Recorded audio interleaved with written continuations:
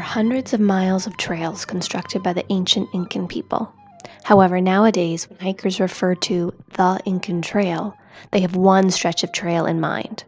It is 26 miles long and takes 3 to 4 days to hike to the long-lost city of Machu Picchu. In the summer of 2016, me and 5 friends and family hiked this trail.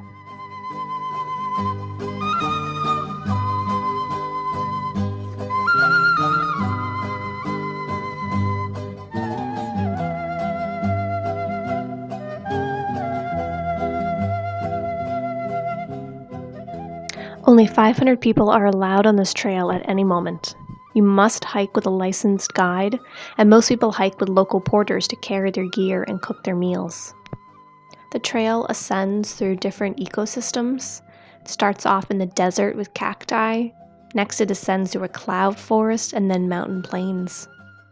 We hiked for 4 days, and each day started with an amazing breakfast from our cook Julian. He packed us snacks in brown paper bags, which a donkey tried to eat my passion fruit one time. We had our lunch tent set up for midday. We had amazing dinners. I never imagined one of the best parts of the hike would be the food.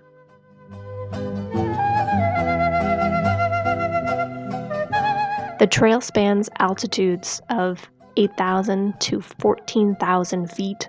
The tallest section is on the second day and peaks at Dead Woman's Pass.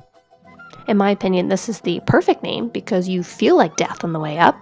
Every 10 steps, I had to stop to breathe deeply. It was a rough final 1,000-foot push to the top after lunch. We made it to the highest point of the trail that we've ever been in our lives.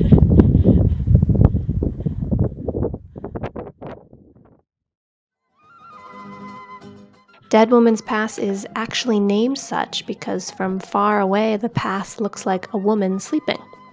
Or, in my opinion, a mermaid. This is our camp, night 2. Hey!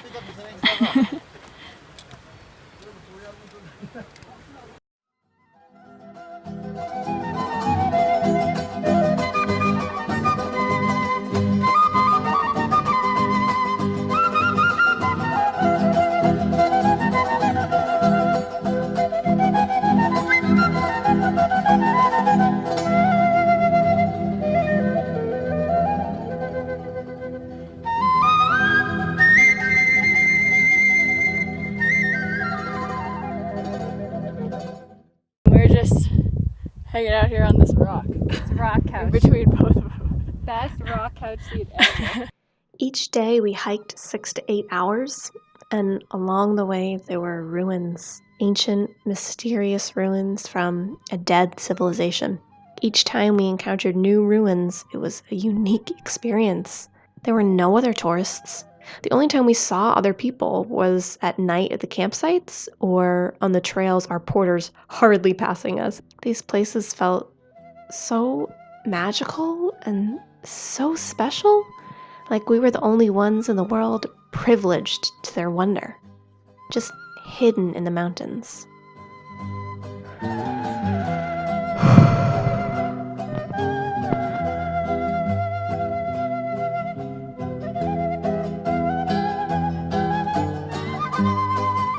This one is called Sayac Marca. Incas were famous for their carved stonework. The rocks in these trails and ruins were created by hand. They carved out drainage systems and fountains. A lot of these sites are thought to be for religious purposes or for essentially B&Bs, a place to stay on the journey to Machu Picchu.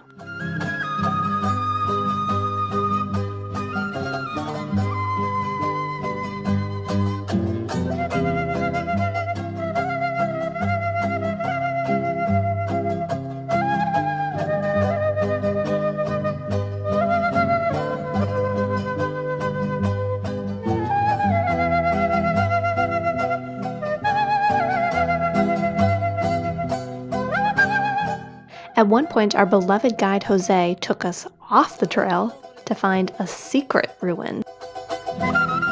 We are off-roading right now in the Peruvian jungle. We're being eaten alive my plants. Look at this tree that's about to suck Arvin in. I don't know where Jose is taking us. But I hope that we make it. This is the place we ended up on the secret trail.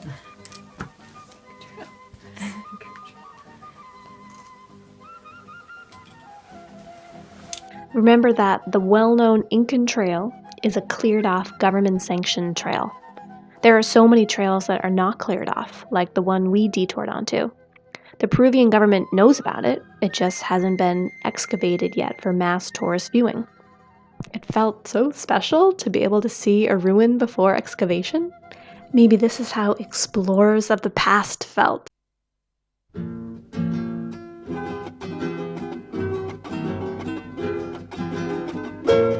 On the third night, we reached what became the most beautiful moment of my life. Where's Machu Picchu?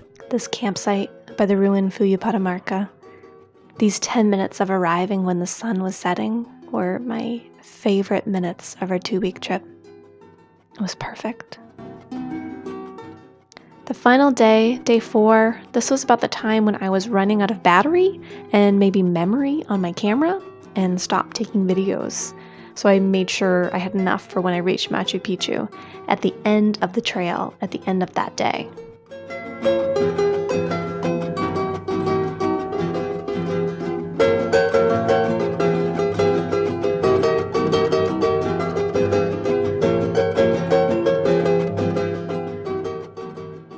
When the trail ended, we passed through a checkpoint like at the beginning, and after 4 days of solitude in the Andes Mountains, all of a sudden there were selfie sticks galore. We entered through the sun gate and were smacked in the face with 100 tourists. Some on cell phones, some in flip-flops. It was like culture shock. We had very quickly become mountain hermits. But there was Machu Picchu, the reason for this whole trip. We hiked Huayna Picchu, the big mountain behind the city of Machu Picchu. It is 1,000 stairs to the top. And I don't mean casual stairs, I mean 1,000 straight stairs. One section is even called death stairs, because yes, people have died on this. Jose said the lifespan of Incas was probably around 40 or 50 because of accidents. Well, I believe it.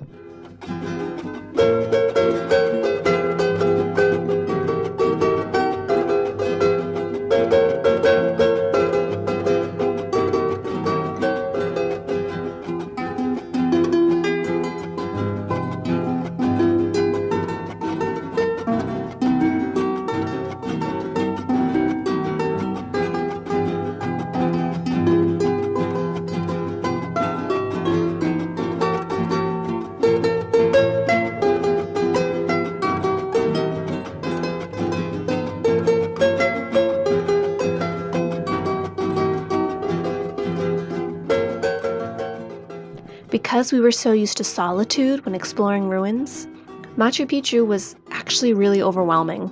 So my favorite part was finding the chinchillas nestling in the rocks.